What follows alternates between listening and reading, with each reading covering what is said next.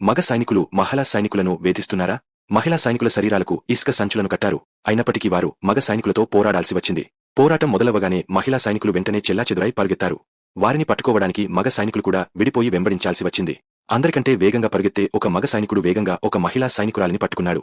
వారి శారీరక బలం మధ్య తేడా చాలా ఎక్కువగా ఉండటంతో అతడు ఆమెను చాలా సులభంగా నియంత్రించాడు.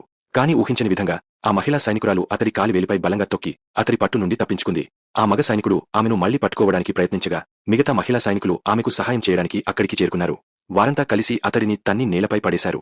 ఆ క్షణంలో తాను మోసపోయానని ఆ మగ సైనికుడు గ్రహించాడు. మిగిలిన మగ సైనికులపై కూడా మహిళా సైనికులు దాడి చేసి తమ సంఖ్యాబలంతో వారిని లొంగదీసుకున్నారు.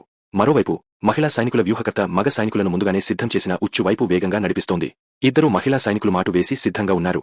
ఒక మగ సైనికుడు కిందకు దూకగానే మహిళా సైనికులు అతడిని పడగొట్టడానికి తాడును లాగారు. చుట్టూ మహిళా సైనికులు చుట్టుముట్టడాన్ని చూసిన ఆ మగ సైనికుడు తనను తెలివిగా బురిడి కొట్టించారని గ్రహించాడు. చివరకు ఈ రౌండ్ పరీక్షలో మహిళా సైనికులే విజయం సాధించారని కంపెనీ కమాండర్ ప్రకటించాడు.